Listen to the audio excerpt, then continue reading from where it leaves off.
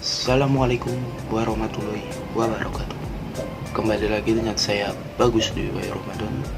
Pada kesempatan kali ini saya akan menjelaskan salah satu subtopik dari mata kuliah Sosiologi Komunikasi yang diambil oleh Ibu Murianti. Dan tujuan saya membuat video ini adalah untuk memenuhi tugas ujian tengah semester mata kuliah Sosiologi. Baik, saya akan menjelaskan tentang 4 tipe komunikasi, yaitu yang pertama, komunikasi diri sendiri, yang kedua, komunikasi antar pribadi, yang ketiga, komunikasi publik, dan yang keempat, komunikasi massa. Baik, tidak usah lama-lama, langsung kita ke materinya. Baik, komunikasi yang pertama, komunikasi pribadi atau interpersonal communication. Proses komunikasi yang terjadi dengan dirinya sendiri terjadi karena seorang memberikan arti pada sebuah objek atau peristiwa, benda, atau pengalaman atau fakta. Bentuknya adalah keputusan yang diambil oleh seseorang terhadap suatu peristiwa, antara keputusan ya, tidak, setuju, atau tidak setuju. Kemudian tipe komunikasi yang kedua, yaitu komunikasi antar pribadi atau interpersonal. Menurut PACI 1979, merupakan komunikasi antara dua orang atau dialog atau kelompok kecil secara tatap muka. Bentuk komunikasi dialog adalah percakapan, dialog, dan wawancara.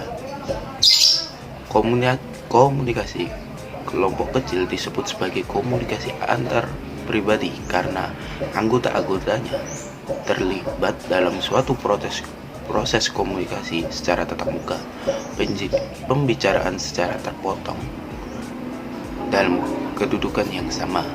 Sumber dan penerima sulit diidentifikasi. Dalam perkembangan teknologi saat ini, komunikasi interpersonal juga menggunakan media, sehingga komunikasi interpersonal dibagi, yaitu satu, komunikasi interpersonal dengan alat atau mekanik, dan yang kedua, komunikasi interpersonal tatap muka. Adapun fungsi dari komunikasi pribadi yaitu meningkatkan hubungan insani atau human relation. Yang kedua, menghindari dan mengatasi konflik-konflik pribadi. Yang ketiga, mengurangi ketidakpastian sesuatu. Dan yang keempat, berbagi pengetahuan dan pengalaman dengan orang lain. Baik, yang pembahasan yang ketiga yaitu tentang komunikasi publik.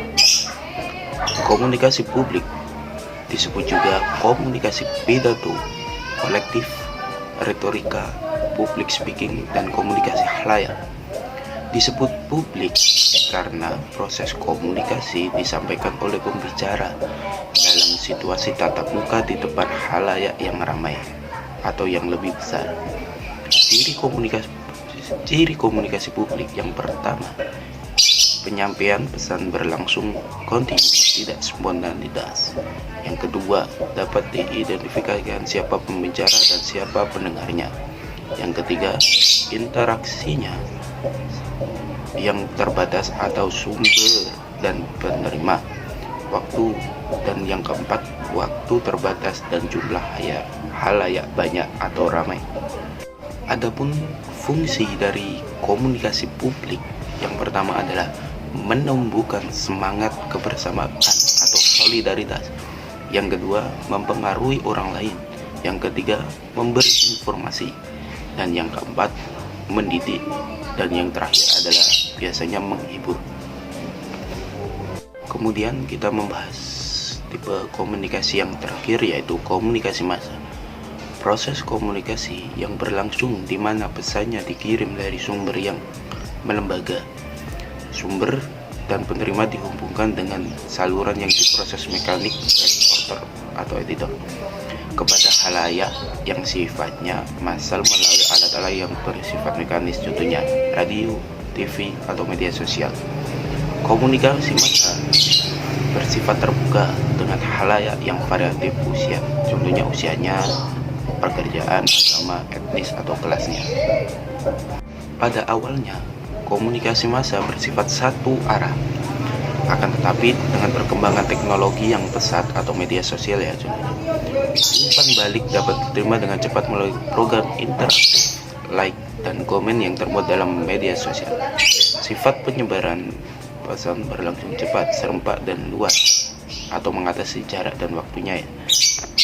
Adapun fungsi dari komunikasi massa, yang pertama adalah menyebarluaskan informasi, sosialisasi, motivasi, bahan diskusi, pendidikan, memajukan kebudayaan, hiburan, dan integrasi. Dan itulah sedikit penjelasan dari tipe komunikasi yang saya jelaskan tadi ya. Dan apabila ada kurang lebihnya dan kekurangan dalam video ini, saya mohon maaf sebesar-besarnya. Wassalamualaikum warahmatullahi wabarakatuh.